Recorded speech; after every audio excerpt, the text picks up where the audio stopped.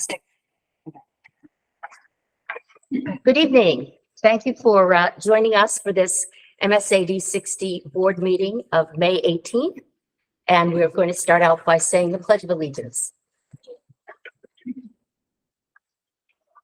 I pledge allegiance to the flag of the United States of America, to the republic for which it stands, one nation, under God, indivisible, with liberty and justice for all.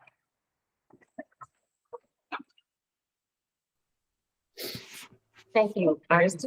There we go. Our co-chair will now read our public input statement. The first public input session is a 21-minute session with each person having no longer than 3 minutes in which to make a statement. But a second public input session may be held at the end of the meeting if allowed by the board chair. The speaker will give his or her name, address, and reason for speaking. Public input is designated for district residents, but the board chair may grant non-residents the opportunity to address the board. Statements concerning subject matter that falls under the law regarding executive sessions, for example, matters involving personnel, cannot be made during public input. We as a community pledge to treat each other as we wish to be treated. We pledge to seek understanding when there may be disagreement. Regardless of outcomes or opinions, we pledge to move forward with respect. Thank you, Elva. Do we have anybody now in the audience who would like to give public testimony? Hi, thank you.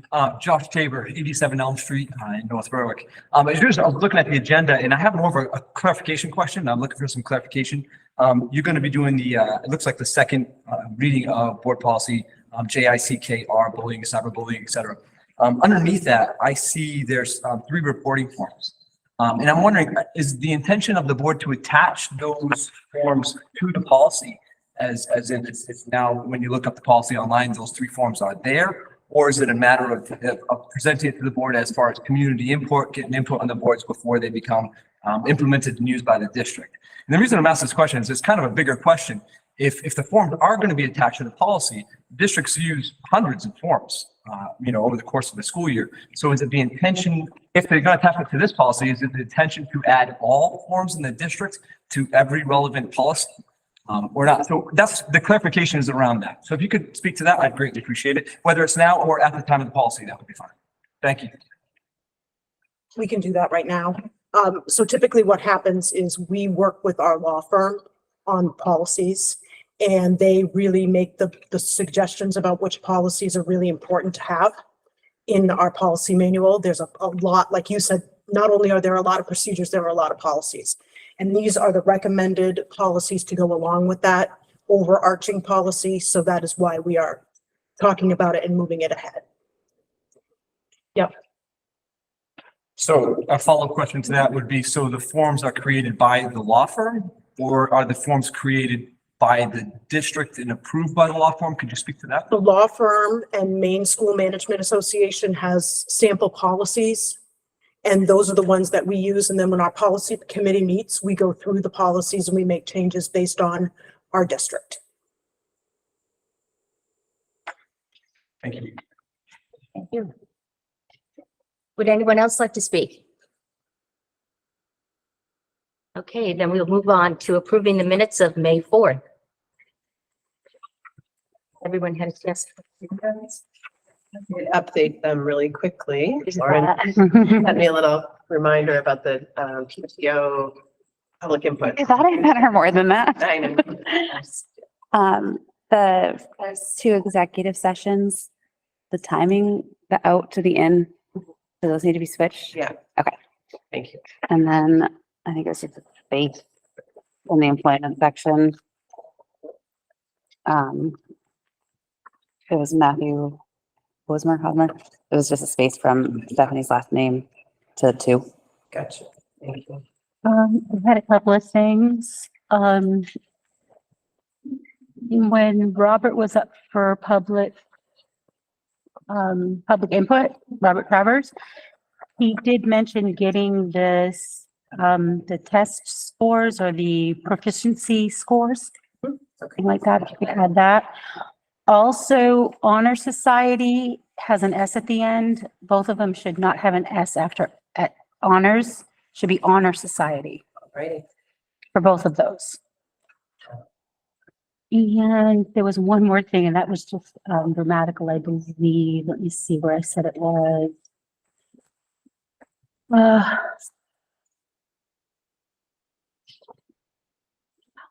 Like tonight, somewhere in there. Tonight, right before National Honor Society, should have a comma, if I'm correct.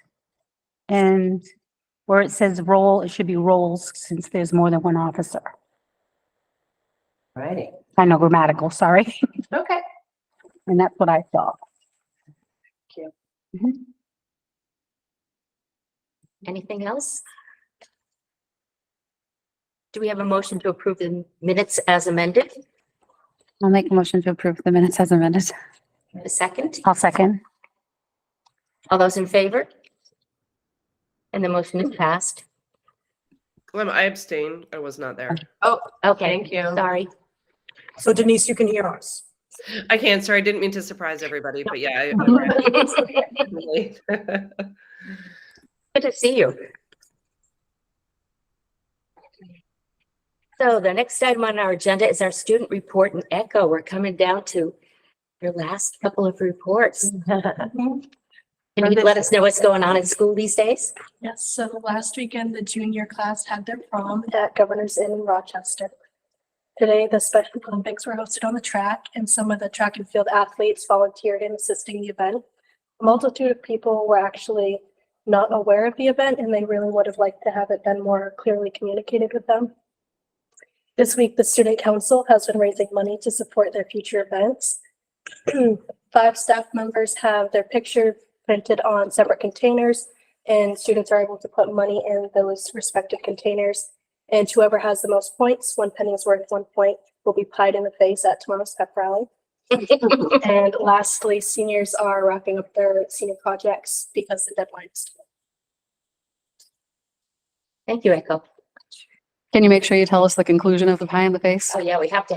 Thanks. Here we have our students and our teacher, Irene Gutzman Rothwell, and they're going to give us a report on the Costa Rica trip.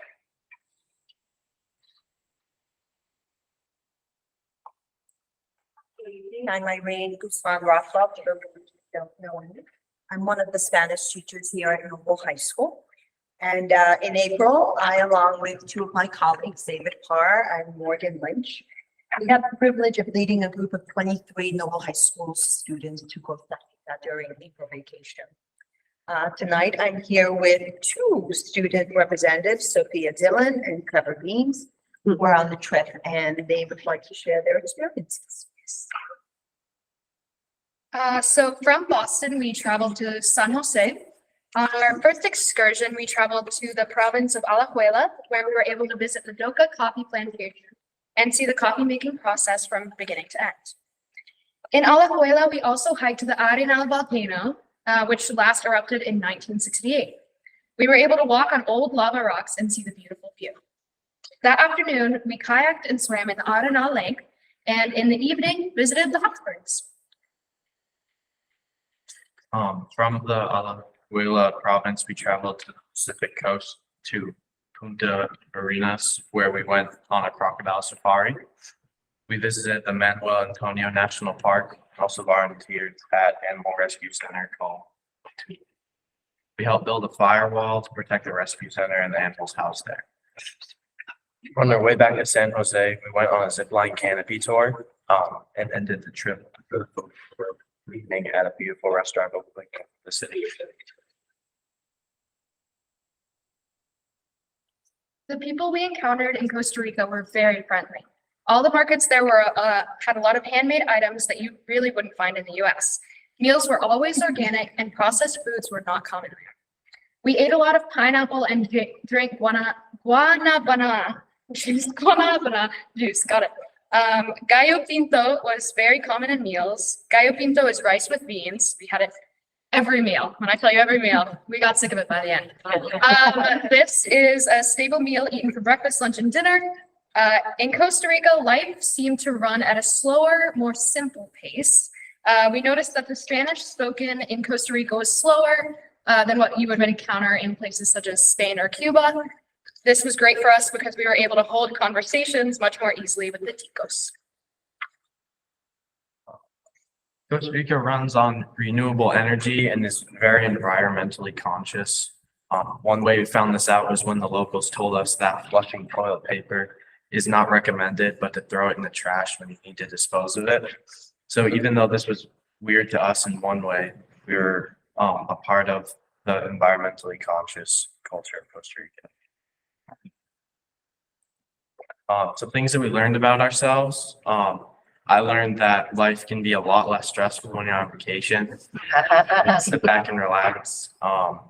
And traveling to another country and learning about their culture and exploring is really amazing. It's definitely different than what you'll experience and where you're from. So it's very great. So before leaving for Costa Rica, I saved a certain amount of money that I set aside and would be able to spend during the trip. But I soon realized that I like to spend money. A lot of money. I won't tell you how much, but it is a lot. So I learned that I not only need to save more money before traveling, but I also need to spend my money much more wisely. While in Costa Rica, I learned that I am actually a lot better at Spanish than I thought I was. Due to my fantastic Spanish education here at Noble, me being in the Spanish 5 class, I was able to communicate with locals comfortably, going beyond saying hello and asking, how are you? I was able to talk to them about their families, their jobs, and their country or countries. Some were from Nicaragua.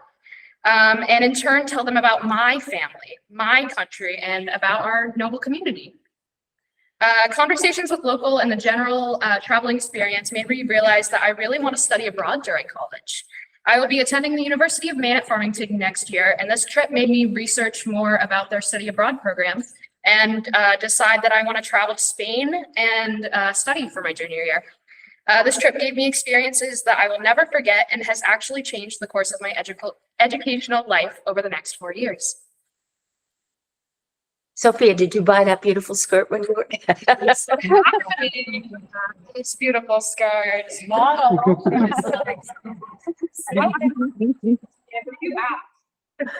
was a funny experience watching her buy that skirt, actually. We won't tell you how to buy it. I didn't steal it.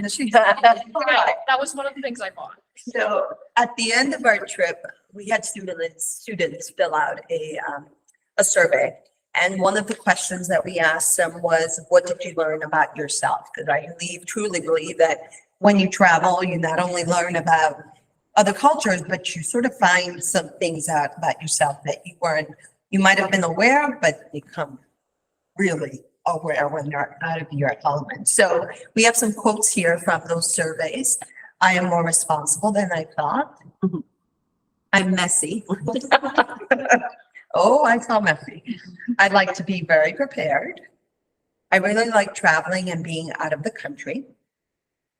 I am better as a loner, but I do enjoy company. I hate bus rides. I don't get homesick like I used to. I tend to be unorganized. I learned that I love to unplug and be in the moment. I learned to not go on my phone and enjoy the time I have with the people around me and nature. Not a lot of people get this opportunity, and I did. So I used the opportunity and made the best of it.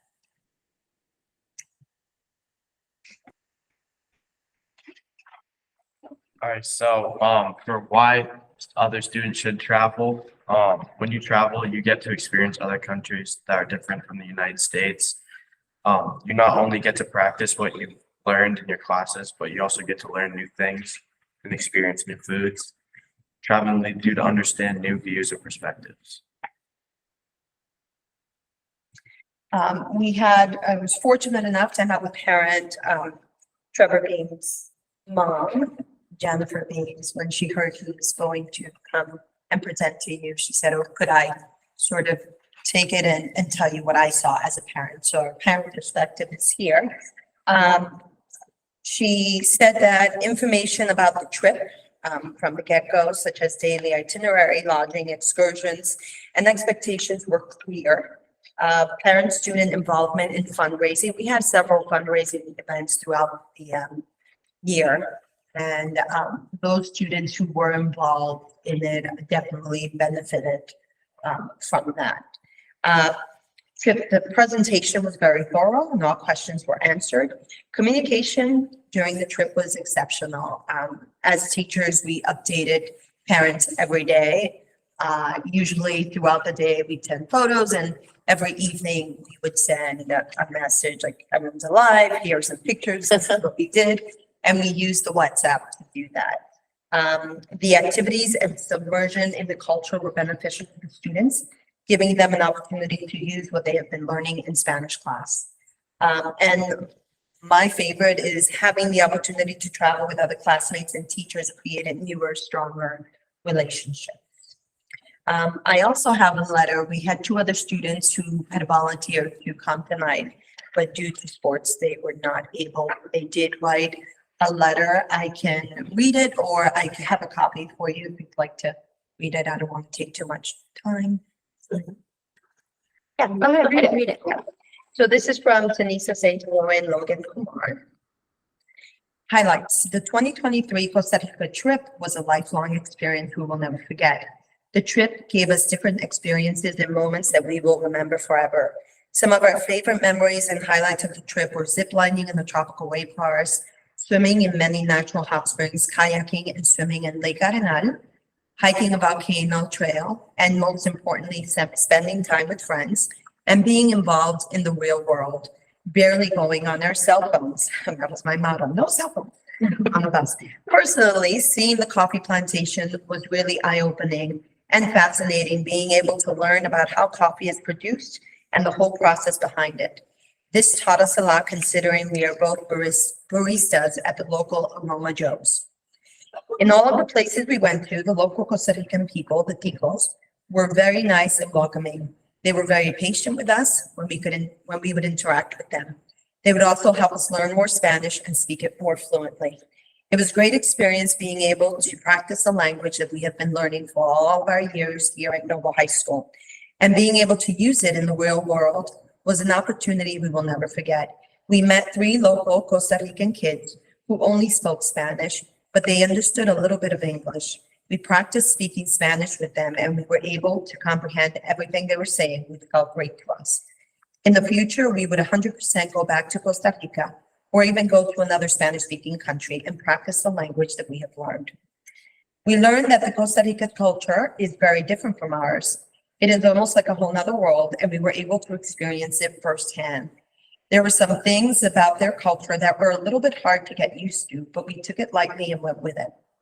Those things are eating rice and beans for breakfast, lunch, and dinner, and not being able to flush toilet paper down the toilet. It was definitely a little hard not being able to flush, but we would make the most of it and just laugh it off. But there were also very cool things about their culture. One of those is that they do not bury their caskets. The wooden caskets that we know of get buried underground were made out of some sort of metal and were kept above ground. Also, their culture when it came to nature was amazing. They treat their environment and ecosystem with so much care and respect. They protect many of their rainforests, save native animals, and just take care of everything. Lastly, the people of Costa Rica were mostly also nice. We don't remember a time that we didn't feel welcomed, cared for, or appreciated. And then they go on. We learned a lot about ourselves and the people around us. We learned to be more involved in the real world. The majority of the trip, we did not go on our phones. We were so focused on everything around us and the amazing country of Costa Rica. We did not have a lot of friends that went on the trip, but after being together with these people for a week, we all became family. The trip felt like home. There were never times when people would argue or not get along. Everyone appreciated each other in the country that we just felt like one big happy family. We learned a lot about the people around us and got a lot closer to them. To be honest, there were many kids on the trip that we have never talked to before. But during the trip, we were able to bond with them and create memories and friendships that we never thought would happen. We both 100% would suggest this trip to any other students that have the opportunity to attend. We have gained so many life experiences that we will remember for the rest of our lives. We We not only had a blast, but we were able to learn so much about the people, language, and country by indulging into the culture and living it firsthand. This trip has also made our love for Spanish grow tremendously. We are so eager to learn more now that we know how significant and wonderful the culture is. In conclusion, the 2023 Costa Rica trip was a time that we will never forget. We made memories, friendships, bonds with teachers, and we grew as humans. We highly suggest any student, if they get the opportunity to go on this trip, most definitely go. We had a blast with all the activities we did, speaking Spanish with locals, exploring the beautiful country, and just enjoying our time. Thank you for your time. And that is from Tanisa, St. Eloy, and Logan. And here are some pictures of the trip.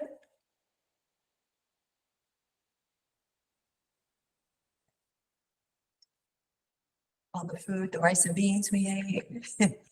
And we will leave you with a short video that was created by Sophia.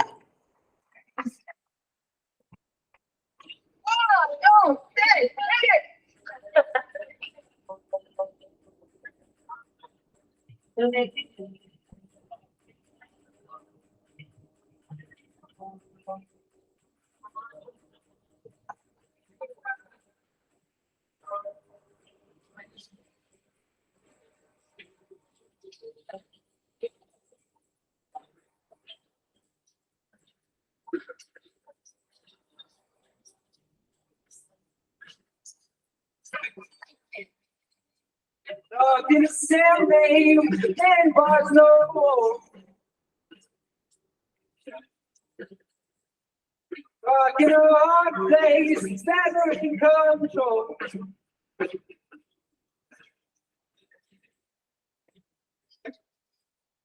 Am I waiting for? Thanks to me. My arms are transformed.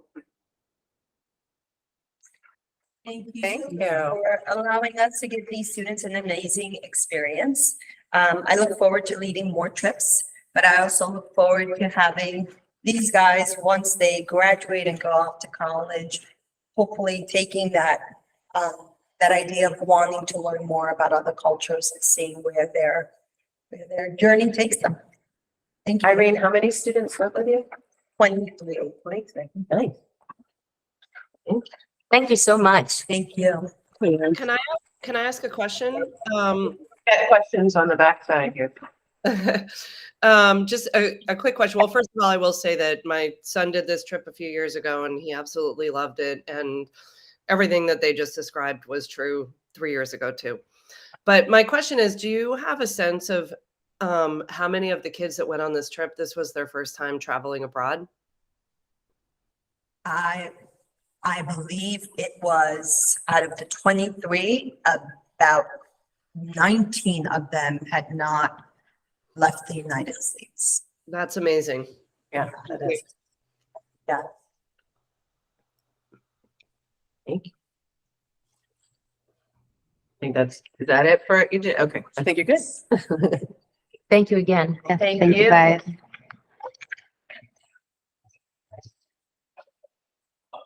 So we'll move on from Costa Rica and dreaming of the Caribbean to financial summary for April 23. Everything financial summary. Video.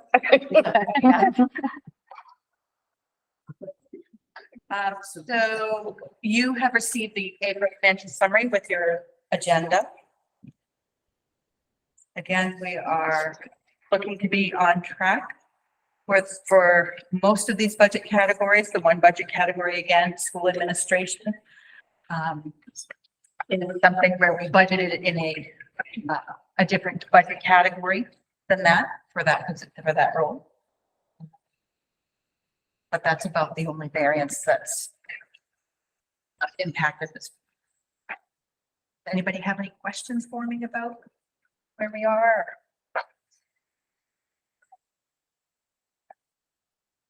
Thank you. Looks like it's on track. All right.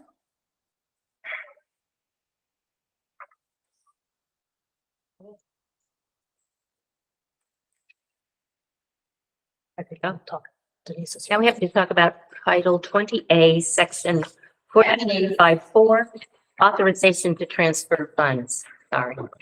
So it's all good. Each year, we craft a budget that is divided into 11 different categories. And based on reality, things go bump in the night and things are over and under. What this wording does is this allows us to move budget money from one category to another if needed. And the amount you can move is up to 5% of the budget category. And it does not increase the bottom line of the budget at all. You must stick to that bottom line budget. It just allows you to make it. For example, if we had a board bill that wasn't budgeted and we needed to replace it, we could move money from a category that had some savings and move that money down to cover that expense in the proper category.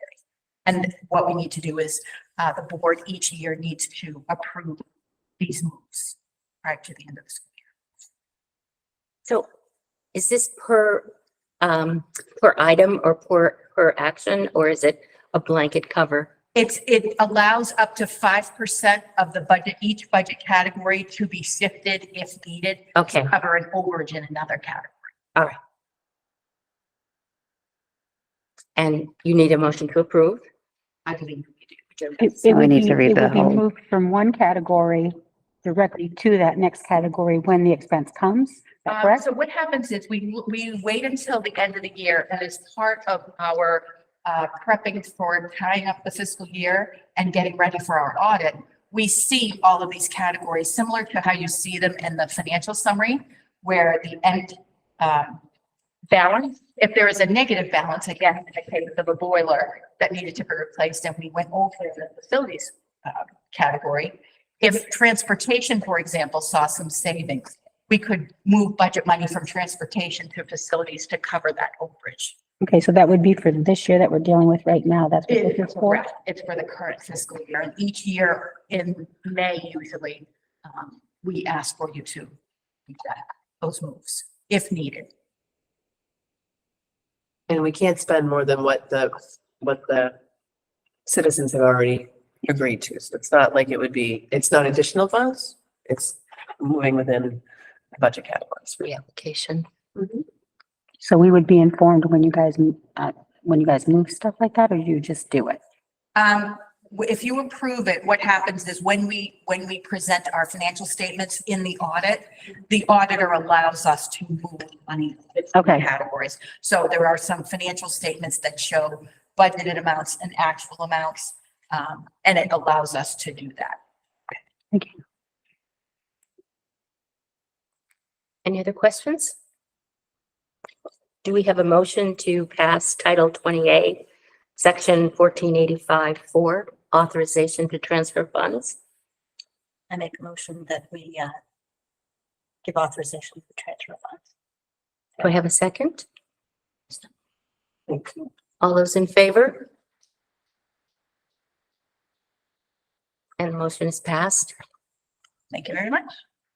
Thank you. Thank you.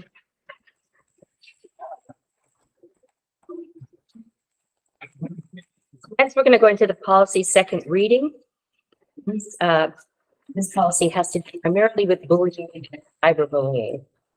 And I'll let you go Okay, ahead and. all right. So with your agenda, I provided hard copies of the policies that we sent out earlier today.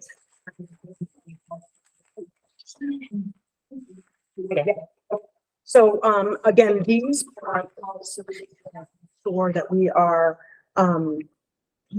in the reporting and responding forms, making sure that we're following due process for our students or anybody that is alleged to have had an incident. So that's primarily what it is. The first one, JICK-R, there were no changes to that policy based on when the committee met and the information in it. So it stands as is. And then JICKE1, there were, again, no changes here, except for we had some formatting issues that we were working on as far as lines being in the wrong place. some dashes or backspaces that, showed up, so we cleaned that up. And then the changes.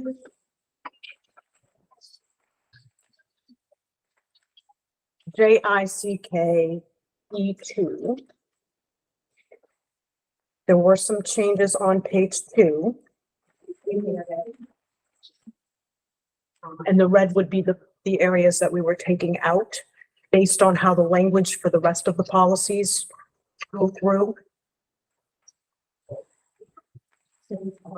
3.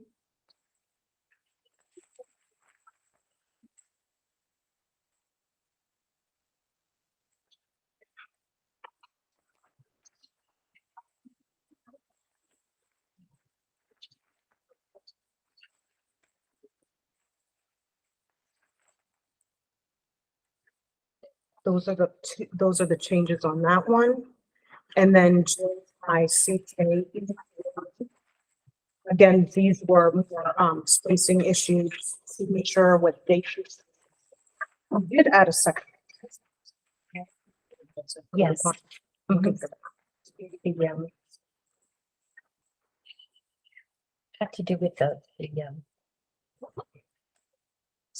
There is one section that I'm looking for right now that we referred to the code of conduct. It should be in red, but it's not, so I'm not picking it up fast. And we separated physical act and gesture. Yes, Not that thank it you. was a big deal, but it makes it two separate things instead of combined. Okay, so JICK, sorry about that. These did not show up in red. So, on here, we had physical act. It was physical act / gesture under delineate the specific nature of the incident. Is everybody right there? Okay, so the committee decided to make physical act one thing and a gesture another because they felt that those were two separate issues.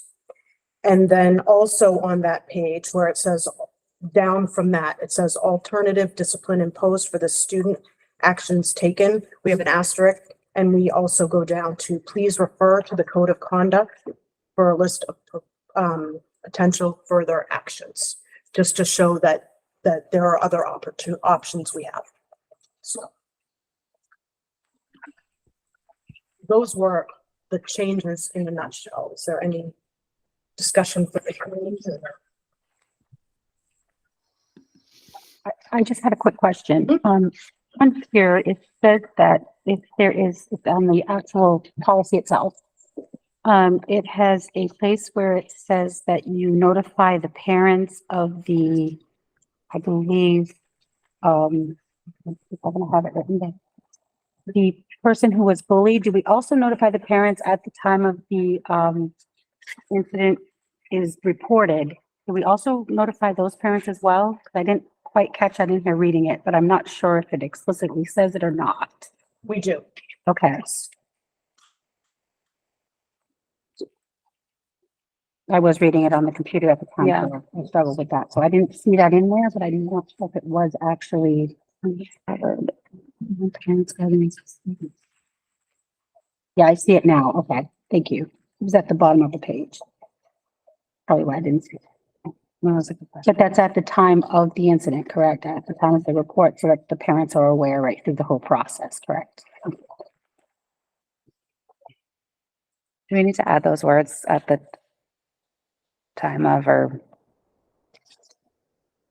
We can do that. as close to like, Because if there's an investigation. Close to the time parents of, should know yeah. Right then, for both of them, I think. correct. Yes, absolutely. So do we want close to the time of? Yeah, under both the, Mhm. that first paragraph with, under safety measures, and then also the second bullet in that next section down where it talks about the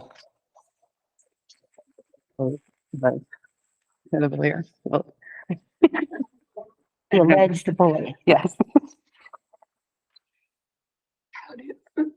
How do students or parents get their hands on these documents? Documents. So we have in student handbooks and on the webpage, there are policies. The policies are also on the district webpage.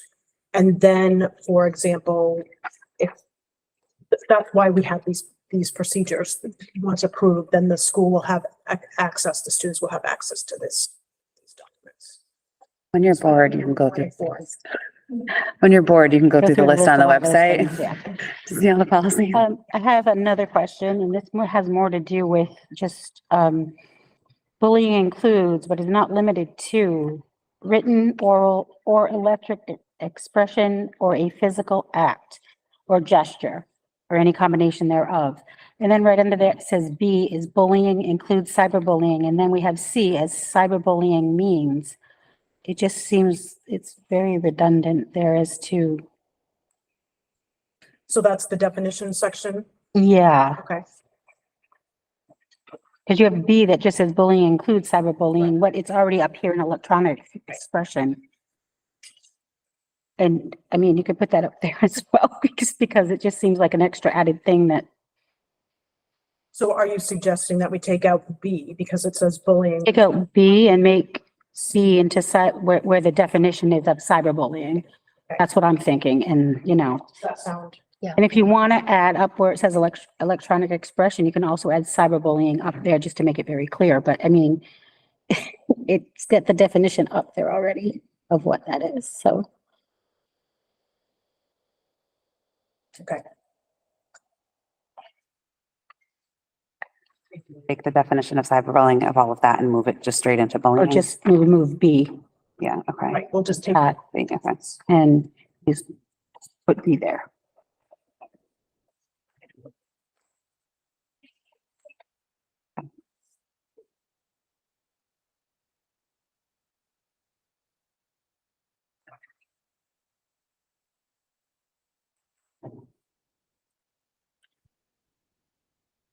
so we need a motion if we're all okay. To accept it. What I would propose, because we have on JICKR, that's the policy, we have some changes, so I would say we hold on that one, so we clean the copy and then bring it back next time so that you're looking at the clean copy. But I think everything else has minimal shifts, so I would recommend that we. So much, I just have another question. Yeah, sure. You know, I'm full of questions tonight. Sorry about that, but what is the rationale for are we getting rid of the he, she? And just having they? I'm not quite understanding that. The rationale for that, when we met with the committee, is that throughout all these procedures, it's written that way. And on this page, it wasn't. So it was to keep consistent with the language that was supplied to us. To stay consistent. So it should be he, she, or they. Is what it was. But that's what I'm asking. If it's in red, are we adding it or No, taking it getting it out? That's what I'm, we're taking it out. Okay. Because the rest of it says that way. Is that correct? The rest of it was consistent that way. Of just having they. And these were the only places that they had the three listed. I see that. Oh, and I know I said it last week, but I read through these, or last meeting, as a parent to see if it had everything that I'd want to see if my kid was on either end. And I think that these are really, I think they do a really good job clearly identifying things and showing how it's going to be handled. So I make a motion to accept JIC E2 and JIC E3. Do we have a second for that motion? We're waiting on. I'm waiting on. No. Oh, add to that.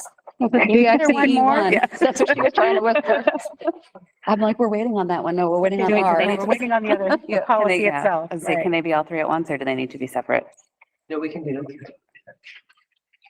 So do we have the motion to accept E1, E2, and E3? I made the motion. We need a second though. All those in favor of accepting? And the motion's passed. We'll bring this one back. I'll be felt back in a-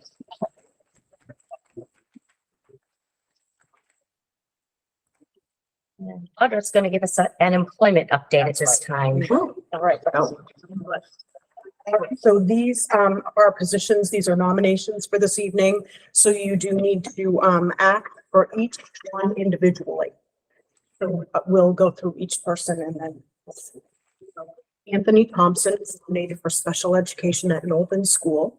Past few years, Anthony has been in Marshwood, first as an ed tech, and now he's working in a long-term, this year, he's in a long-term special education classroom at Elliott Elementary School. So we need a motion to approve that. I make a motion to accept Anthony Thompson, for special education at Knowlton. A second. All those in favor? And the motion's passed. The next one is Neil Spalding. Neil is being nominated for middle school math. He is a North Berwick resident. His children attended the district. He is coming from Cornerstone School in Stratham. He's been there since 2005. So a motion, I'll make a motion to accept Neil Spalding for the middle school math. All those in favor? Opposed? And the motion's passed. okay. The next one is Carly Torrance. She is being nominated for middle school math. She graduated last Sunday from Springfield College and is completing a long-term substitute grade 4 position in Enfield, Connecticut. Motion, We have a motion to, I'll make a motion to accept Carly Torrance for middle school math. With a second, second. all those in favor? And the motion's passed. Okay, the next one is Heather Jansen, and she's being nominated for high school math. She graduated 2 weeks ago, 2 Sundays ago, I believe it was. She, from the University of Maine, Farmington. She participated in student teaching at Mount Blue High School. She was also a supplemental instructional leader at UMF for the stats class, statistics class, Calculus 1 and Calculus 2. I'll make a motion to accept Heather Jansen for high school math. All those in favor? And the motion is passed. The next one is Spencer Biddle. Spencer has currently been filling in for a long-term social studies position, and he is going to be moving from an ed tech role as nominated into a social studies position for next year. He's been working Or here. this year. And prior to stepping in a long-term position, he was an educational technician here at the high school. I make the motion to accept Spencer Biddle for Noble High School Social Studies. All those in favor? The motion's passed. Second. The next one is Hans Large, and Hans is a social studies teacher, long-term sub right now. So he's being nominated for social studies for Noble High School for next year. He's worked a little bit for a couple of years as an ed tech in the district, and so he is being nominated for that position. So we need a motion. Hans Large is a high school social studies. Second. All those in favor? Motion's passed. The last one is Melissa Adams. Melissa is being nominated for the IEP coordinator for special education. She is currently a special education teacher at the Mitchell School in Kittery, Maine. And she's been in the district in Kittery since 2017. Prior to that, she taught special education in New York. I'll make a motion to accept Melissa Adams as the IP coordinator. Second. Thank you. All those in favor? And the motion's passed. So we're actually getting somebody that was in New York coming to. Yeah. Instead of the reverse, That's right? right. She's gonna be great. She is. Resignation. So we have let's see, Nancy Wall, who I believe has retired a few years ago and then came back on a very part-time basis. But she is submitting her, saying that this is it this time. That she's really gonna retire. So Nancy Wall, she's currently at Knowlton School helping part-time with special education. Give a motion to accept the retirement. I make a motion to accept the Resignation. Retire, I'm gonna say retirement. retirement. She said she's really retiring. So Okay. I'm gonna stick with her language. First, I don't know if you can retire twice, but the resignation I'm not of sure. retirement of Nancy Wall. I'll second that. All those in favor? Got that one. And the motion is passed. Okay, and then we have Amy Bea, who's the assistant principal at Hussey School. Amy is resigning to relocate to Midcoast, Maine due to a family job. So we just need to accept that resignation. I'll make a motion to accept Amy Bea's resignation. Second, I'll second. All those in favor? And the motion's passed. Okay, and the last retirement, excuse me, is for Barbara Schwartz. Barbara has worked for the last 10 years in the district, primarily at the Knowlton School as an educational technician. So it's not so much a motion, we just like to share all of our retirements. So that's Barbara Schwartz. I think of 30 years. Yep. That's it. That is it. Okay.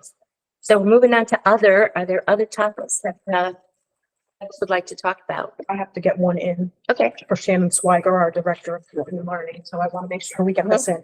So this time of the school year, we have to open up and get some feedback from our community and from our parents on our Title I and Title II funds for our grants. So I'm just announcing that, and it is posted on there's a survey to get the feedback, and it's already posted on the district webpage. So I'm just letting everybody know that. So please feel free to go on. And I had to make sure I got that in. Yeah. Thank you. Thank you.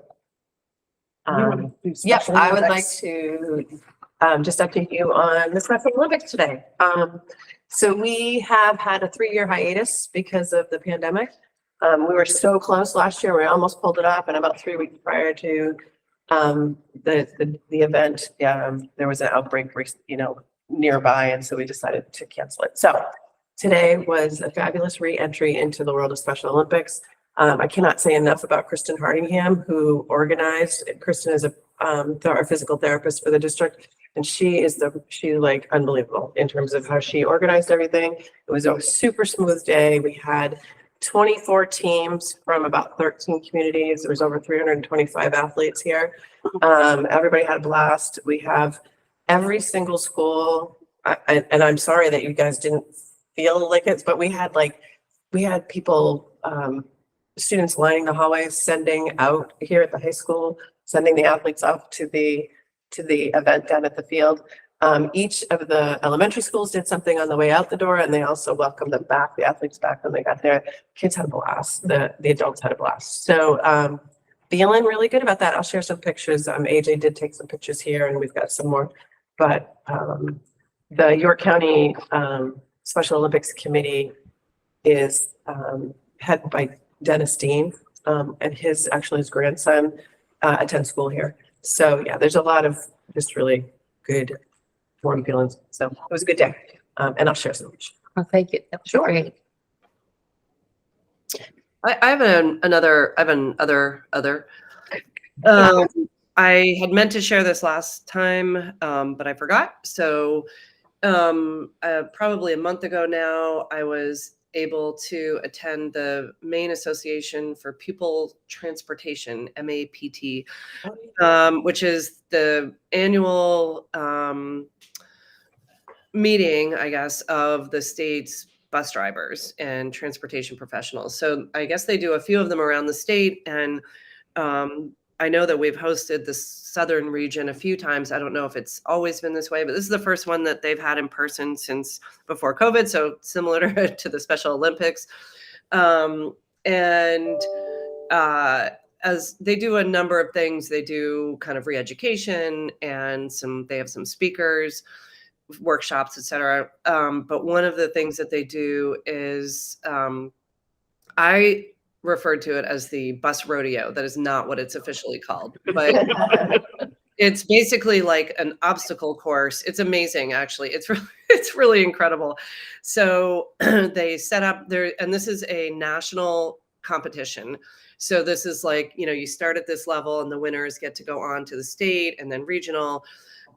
So everything is very meticulously measured. We did it out in the back parking lot in the D lot. And so they'll have some cones and a number of different kind of obstacles, I guess. And it was, participation was voluntary. And the bus drivers are judged on each of these obstacles. So they ranged from sort of a narrowing of cones that they basically just had to not hit the cones. One of them is getting within a certain distance from the curb. Another one is kind of like an S type move. It was actually astounding to me that anybody could do anything within these cones.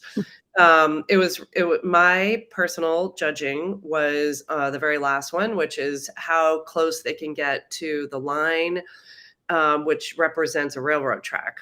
And they, the winners got 0 inches, like they were right there, and it was amazing. So I think as impressed as I was with like the skills, I think my favorite part of it was, you're kind of you're waiting for the buses to go and do this. So I was able to kind of chat with some of the other people some of the other drivers as they were waiting to go, and just kind of finding out a little bit about what inspires somebody to become a school bus driver, and just a range of answers and a range of stories. Some of them were young, new drivers. Some of them had been doing it for 40 years. So all in all, I will say that it didn't surprise me, but I did come away learning a lot about our bus drivers, being more impressed than I already was, I already was very impressed. But just kind of having a little insight into, I guess, what makes that job appealing, when I think on the surface, it's pretty easy to say, that seems like a really, really hard job. And so I really enjoyed it. They are back to doing this annually, and they love to have any board participation. So if you get a chance to participate next year, please do. It's definitely worth spending a little bit of time. It was just a half a day, but they go all day. It's a full day for them. But I highly recommend sitting in on this if you get a chance. Thank you. Thank you. How did you get involved in that? They generally reach out every year to somebody. I know that I think a few of us have been asked before. I think they kind of like put the call out. This year I happened to be working out with Rachel, the assistant transportation director, and she said, "Hey, do you want to come and be a judge?" So it was more of a casual conversation, but I know I've been invited in the past, and others have too. I just haven't been able to go. So I think they're always happy to, they're very happy to have, very appreciative to have, board members participate. So if you're interested, just reach out to anyone in the transportation department, and they'll happily put you on the list for next year. And they very much appreciated your time, Denise. Thank you. Oh, good. Yeah, it was fun. It was really fun. I had a couple others as well. Now that we're through the budget stuff, I just want to make sure you guys, I'm looking at you too, for remembering the subjects, looking at the North Berwick and Berwick schools to compare to Lebanon for science, social studies, math, reading. Okay. So that was just a reminder, if we could follow up on that. And then I will generalize on a few of these, and we might have to talk about them in a different session. But one question is, so we have this reporting system if things go wrong about, if the complaint happens and then you go to here, you go to there. What happens for a person who reports to somebody that is directly on the top? How do they tell someone else, if that makes So sense? chain of command? Yes. So if they reach the top of the chain of command? No, not if they've reached it, if they're underneath, if they're underneath the top person, if they're reporting to the top person, who would they talk to?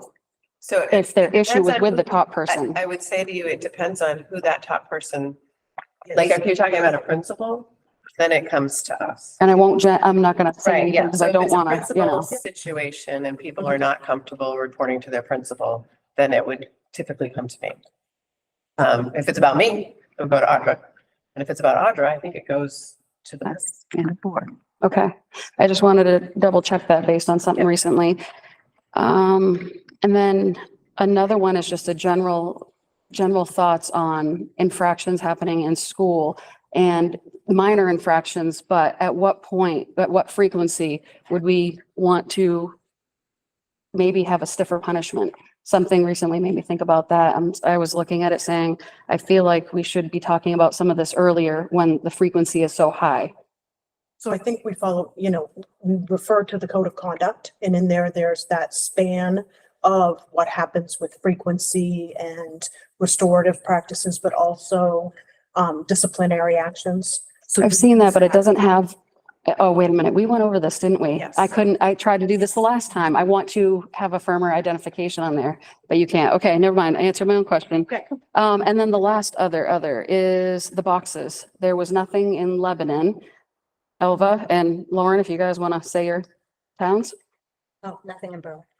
Nothing, but I gave the budget spiel while I was there. Okay. They're like, see you next Thursday. I was like, I don't know, but here's my spiel. So the ladies in the town office heard it. Even if it's empty, I figured we should at least, report that we checked them and it's empty, so. So what I'll do is for North Berwick, I'll put a note in the North Berwick Facebook page and also ask Christine, if she could put it on somewhere on the town website and see if that gets a little bit more attention. There's, do you want me to send you the electronic version of it that has the QR code and everything? That way you could just forward it like that? Oh, that would be great. Okay. I will make a note of that.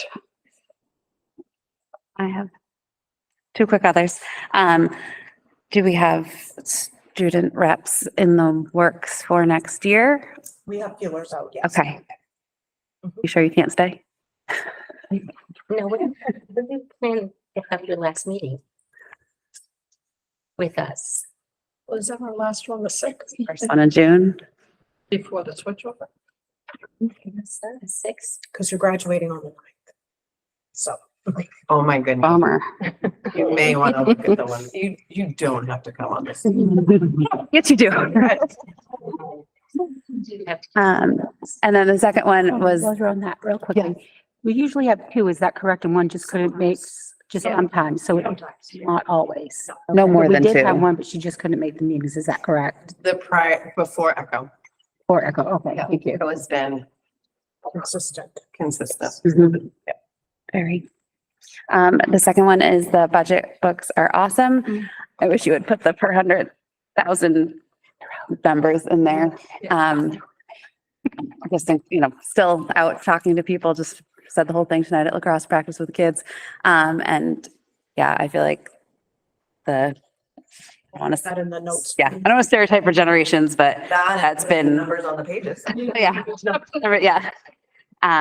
That was my only thing, but otherwise, no, they're beautiful. As I said, Kate's letter was Information. incredible, but no, these came out really nicely. Thank you. Well, I have another, and since, I guess for the next meeting, but I need some clarification and information on the whole adult ed teachers now having to get fingerprinted and background checked. I've heard several different things. Some say, well, it says right on the website, of the state website, they have to do it, but then other people have called up there and said, well, no, that's meant for teachers, and these other people, that's superintendent choice or whatever. So anyway, I would just like some true factual information, because I feel really bad for these people that have to pay $55 to have fingerprints out of their own money. And some of their classes don't even pay them that much when they teach them. So adult ed teachers are, okay. But Thank you. some of them are in the presence of children, is that right? Because there's like some mommy and me stuff. They're I'm adult. not sure what exactly, they call it like pottery class. They've had the children come in with the parents, so they would be in the. So there is a wide variety of activities that adult ed does participate in. And primarily, I think what Nancy's talking about is that we really do primarily are dealing with adults, but Primarily, but yeah. it's a hard, Yeah. it's a broad kind of spectrum. And I think that's what the state looks at is Well, it's your- children in the building. I mean, even the GED classes, they were older people, they're older students, right? I think there's been some adults with children kind of craft classes and stuff that, moms can bring or dads can bring their kiddos in at the same time. And if they're in the building together, I think yeah. that's where some of the sort of those gray areas fall that we need to try to address. Because I feel and I'm not saying you don't need, whether you need to do it or not, I'm just saying, if you're gonna make people do that are not getting paid like a teacher, $40,000 or $50,000 a year, maybe we should be paying for theirs, because that's just, why would they want to, some of them aren't even gonna teach, they can't find teachers for next fall. I mean, obviously do like whatever the state and legally, like if we need to, whatever. If there is leeway on our end, are we safe enough just to say, like parent policy, you cannot leave the room with your child in there with the, right? Because that covers it, as long as the parent never leaves the child with, I'm not sure. I think, well, like in a classroom, it does, like I can't cover a bathroom break, We'll meet with our. but I can be in a Well, classroom. that's, I mean, you'd have to check that, because I'm not sure. Because I think of the volunteers. Be in a classroom with kids without fingerprinting because the teacher has to be in there, but the volunteer cannot cover a bathroom break for the teacher because then the volunteer is alone in the classroom without That's being what I'm saying, fingerprinted. yes. So I'm thinking like, as long as you put something Right. like that in there. Yep, I think we just need to kind of set a plan. Right, yeah. I think.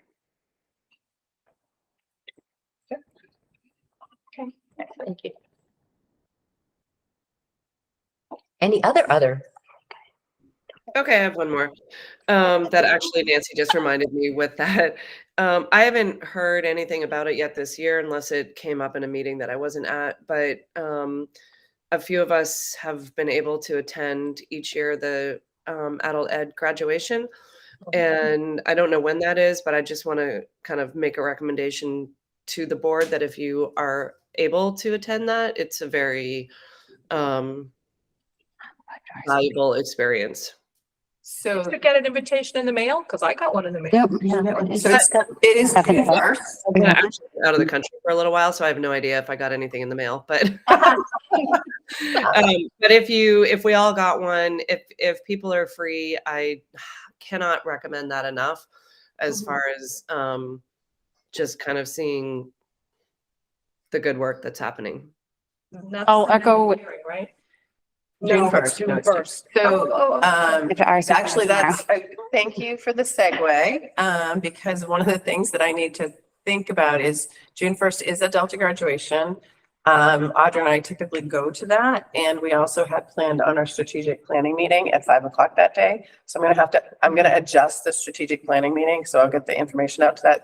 So that eventually someday we will get this done. But the first is that a Delta graduation it is very special. And I think it's a good opportunity if folks want to go to it. It's 6 o'clock on June 1st. And I'll just come straight over. And from then it. there's the board meeting. So it is usually very, yeah, Okay. it's usually pretty good. I'm gonna go from. I know RSVP is by tomorrow. Can I RSVP to you guys right now, but or do I need to respond to my, No, it's okay. sitting on my counter? so I wanted to echo what Denise was saying, just because I've gone the last 2 years and it's so interesting. I never would have known they were like that, until you go. I RSVP'd to that. Now I already did, and then I went to go put it on my calendar. Lebanon is doing an art show that night, 5:30 to 6 as well. So there's like There's The end of the year, yeah. Yeah. In the week during the springtime. So that is a problem, yeah. I will tell you, this will be a pretty small graduation this year. They have done a lot of, like in terms of like students not actually participating as much. There's a lot of folks that have gotten their courses and stuff done, but they're not necessarily walking. So it'll be a small one, but it'll be fun. I have another. Yes. Last meeting, I believe you mentioned it at the last meeting about the play. Oh, the musical. Yeah, yeah, yeah. The Yeah, musical yep. was wonderful. Yes. First of all, it was great. It was fun. We really enjoyed it. So, in that spirit, is there a way that you guys could send us a list? Because I'm not catching what Lebanon's doing with it. Can you guys send us a list of some stuff that really is going on, because we miss, for people who don't have kids in for school. people who don't have kids in that makes school, sense. because I don't. Try really hard. But, thank you. Because like I said, we're missing out on some stuff. I missed the first play and I really wish I had gone. It was too cute. And it was so much nice to fun. turn around and see a So board much member. And I fun. was like, do you have people you know? Or and she's like, no, you mentioned it. And I was like, thank you for coming just from that. So that was nice too. And I went to look for things on the website and it is just kind of just not you. Working on the website. No, it's- I understand you're working on it, but Yeah, it's you're not not doing easy. it. No. I know in general, I know that have been, sorry, other, have been talked about of having maybe some specific pages and maybe it's school happenings too is one of them, but like listing all, rec sports for all, like just all that stuff. Yeah, all that Popping. stuff in there, Yeah, I yeah. brought that up last year. Signups are coming up again for everyone, But so the just, answer is that there's too many different moving pieces. Yeah. well, Although now that things have no, collapsed into Noble, well, some of it was, I was trying to get town sports in as well, yeah, which makes it a little too much. But I know at least for the Noble baseball, it seems like they have, like they're still trying to figure it out as they're going. yes. Yeah, Maybe but a even, contact would be better. if yeah, you could even put, like, like a direct yeah, contact. for if you them. have a sport, like, I guess if you have a sport update, like we need it, anyone can do it and we just need it by the whatever of the month to be updated, like some, you know what I mean? Something, Yeah, like I know for our school, we have the Fairfax PTO has to get them in by the whatever of the month, so that way they can be in Fairfax for the following month. So like, if you have something to submit, do it this, like by the 20th and it will go on for the first of the following month or Yeah. something. And then that way, because I know like North Berwick Rec is, the rec department does it all versus Berwick is all commissions or whatever they are. So it's all different people doing it. So yeah, there are a lot of people, but just to know what's out there. Calendar big enough to get. Well, I mean, not even the calendar, but even just like, you know what I mean? Even fall, like fall sports, to start putting links to fall sports options on there for the different towns for, Remember we used to do this. Do you remember that? And it came like cross-country scheduled and all of the little card thingies. I haven't seen those in a while. Yeah, I think a lot, honestly, in the past few years there's been so much flux Hmm. in the dates and times because of yes. transportation issues and all that stuff. So we may get back to that. But to a lot of normal. schools doing it online. I mean, you can click on your thing and find it for all schedule online, so Yeah. maybe that's true. Well, when you send the list of stuff, maybe you can include the bus stuff and the transportation and all, anything that we can actually attend or they would like to see us at would be great to have on there.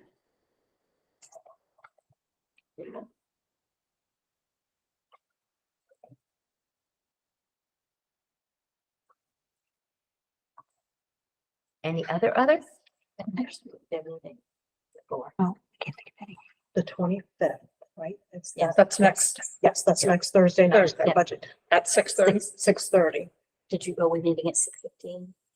We typically try to, just so we can all be there right on time. So. Okay. No, I wasn't looking at you. It's like, okay. I'll make a motion to adjourn. Added my phone as 6:15. Thank you. Is there any more public input? Did you? Oh yeah, do we need to see if there's any more public input? Sorry. Would either of you gentlemen like to do any more public input? Yeah, just Josh Tabor again, 87 Elm Street, North Berwick. The lady who arrived last week talked about how it's really hard to hear the board talk. Yeah. I was just wondering, was there any discussion from administration about that, or are there any plans to do something about it in the future? Sitting here tonight, it's the same thing. Same thing. Yeah, when it's dead quiet in the building, I'm missing about, I would say, 30% of what you say. When there are people walking the hallway, I literally heard zero. Yeah. So just wondering if there can be further discussion about that and a decision made in the future about change of location or something Are along those working lines. with our technology department on speakers and that type Not of. just that, even sometimes sitting over here, I can't Yes. hear Oh, you, Alva, sorry, what you might be I saying. can't hear you a lot. Right. Yeah, and that's Oh. the same thing, because we're so far apart, yeah. See, same when thing. when I attended, I heard everything just fine. So Yeah, I think it's just. that's why I took it with a grain of salt. Cause I was like, I could always hear it fine as an audience member. So that's good to know it wasn't just Good one. hearing, Lauren. But it is Selective. hard. I think we can get that taken care of. Yeah. Thank you for reminding us. Yes. And Josh, I'll take this opportunity to congratulate you and welcome you to the board. We're happy to have you join us in June. Appreciate that. Thank you. All right. I'll make the motion. It's all right, Can I do it? There you go. Motion to adjourn? Okay. I'll second. Second, okay. Everybody. And the motion passed, the meeting is adjourned. 8:11.